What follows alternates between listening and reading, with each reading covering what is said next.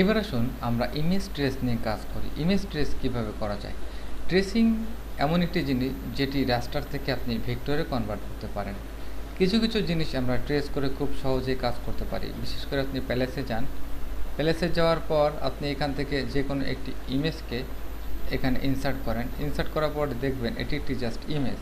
এটিকে বিভিন্ন সাইজে আপনি রিসাইজ করতে পারেন, তবে এটি একটি ইমেজ। ইমেজকে যদি আপনার অবশ্যই ভেক্টরে কনভার্ট করতে হয়, সেজন্য আপনি উইন্ডোতে যেতে পারেন।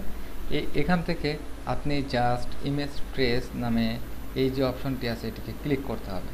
এখানে কয়েকটি অপশন রয়েছে: অটো কালার, হাই কালার, লো কালার, গ্রে স্কেল এবং ব্ল্যাক অ্যান্ড হোয়াইট। এর পাশাপাশি রয়েছে আউটলাইন।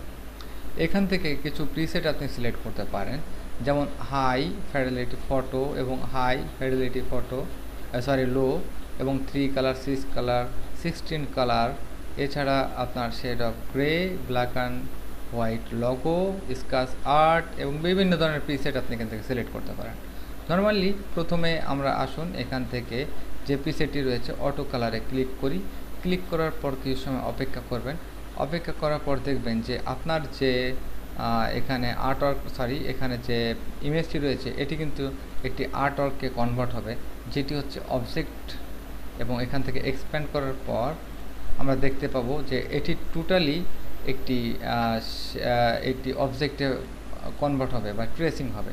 তখন আপনি যে কোনো এরিয়াকে এভাবে সিলেক্ট করে ডিলিট করতে পারেন এবং যে কোনো এরিয়ার কালার সিলেক্ট করে আপনি এখান থেকে কালারটিকে চেঞ্জ করে নিতে পারেন। তো এটি হচ্ছে আপনার ইমেজ ট্রেস। এবং আনডু করেন, বিভিন্ন প্রকার ইমেজ আপনি ট্রেস করতে পারেন।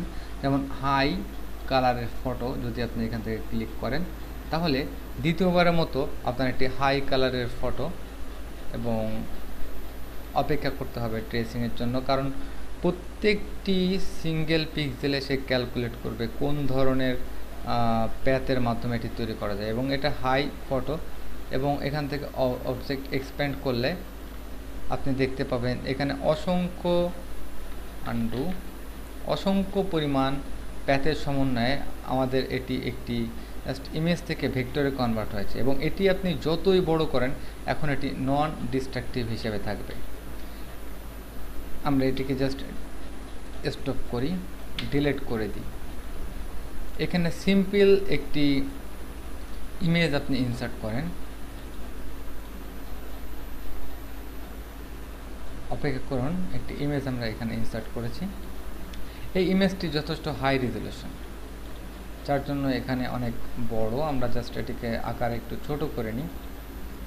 ছোট করার পর আমরা জাস্ট এই ইমেজটি, যেহেতু একটি বিটম্যাপ ইমেজ, আমরা এখানে জাস্ট সিম্পলি ক্লিক করে ট্রেস করতে পারি অটো কালারে।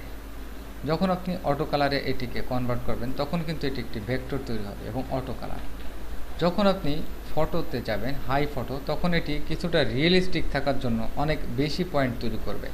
মনে রাখবেন, যত ঘনত্ব বৃদ্ধি পাবে পয়েন্টে, তত এটি এটি জাস্ট কনভার্ট করবে আপনার শেপকে স্মুথলি, এবং এটি ফটোর মতো কিছুটা রিয়েলিস্টিক করার চেষ্টা করবে। তো এটা এই মুহূর্তে যদি আপনি জুম করেন তাহলে দেখতে পাবেন যে এটি জাস্ট একটি ভেক্টর হিসেবে কনভার্ট হয়েছে। অবজেক্ট থেকে আপনি এখানে এক্সপ্যান্ডে ক্লিক করলে জাস্ট আপনি অসংখ্য পরিমাণ পয়েন্ট এখানে দেখতে পাচ্ছেন। এই মুহূর্তে আপনি যদি এখানে অবজেক্ট এবং প্যাথ সিম্পলিফাইতে চান, আপনি এখানে জাস্ট সিম্পলিফাই প্রিভিউ, আপনি এখানে দেখতে পাচ্ছেন প্রায় 50,035টা পয়েন্ট তৈরি করেছে, এবং কারেন্টলি এখানে জাস্ট 15,000 আছে। তো 15,000 এখান থেকে থ্রেশহোল্ড আপনি যদি চেঞ্জ করেন তাহলে দেখতে পাবেন যে কোন কোন এরিয়ায় কতগুলো পয়েন্ট এখানে রয়েছে। তো যাই হোক, আমরা এটিকে ক্যান্সেল করি। সিম্পলি এটি অনেক হাই ফটোর ক্ষেত্রে এরকম হতে পারে। আমি জাস্ট আনডু প্রেস করি। এখান থেকে জাস্ট লো কালারে যখন দিব তখন কিন্তু খুব অল্প পয়েন্টের মধ্যে লো কালারে একটি প্রিসেটে আমাদের একটি ট্রেস হবে। এবং আমরা জাস্ট এটিকে স্টপ গার্ড,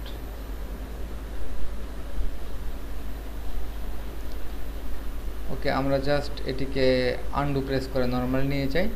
এখানে আমাদের রয়েছে গ্রে স্কেল। গ্রে স্কেল খুবই সহজ, এটি সাদা কালো একটি আর্টওয়ার্কে পরিণত হবে এবং এটি আপনি সব সময় কাজ করার পর এক্সপ্যান্ড করতে হবে দেখার জন্য যে কতগুলো পয়েন্ট এখানে তৈরি হলো। জাস্ট আনডু এবং এখানে রয়েছে আমাদের black and white. Black and হোয়াইটটি অনেক মজার, এটি এক প্রকার বলতে গেলে পেইন্টের মতো এবং এক্সপ্যান্ড করে আপনি এটিকে সহজে মডিফাই করে কালার দিতে পারেন এবং এখানে রয়েছে শুধুমাত্র আউটলাইন। আপনি যদি আউটলাইন করতে চান শুধুমাত্র আউটলাইন।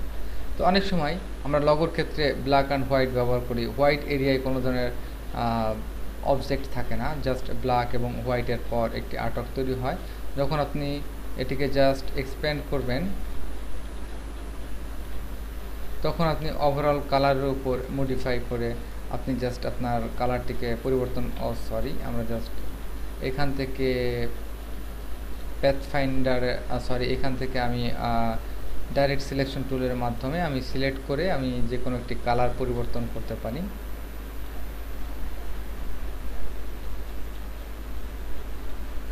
এবং গ্রে নয়,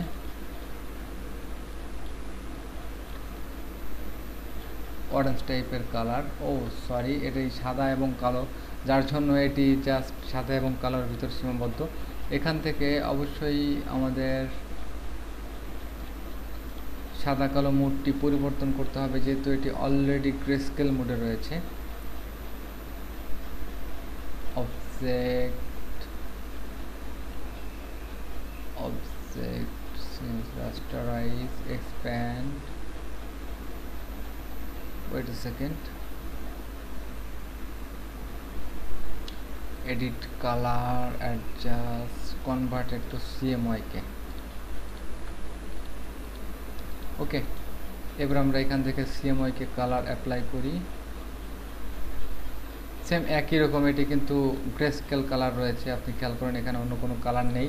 আপনি সোয়াসে গিয়ে অন্য কোনো কালার এভাবে সিলেক্ট করতে পারেন জুম করে।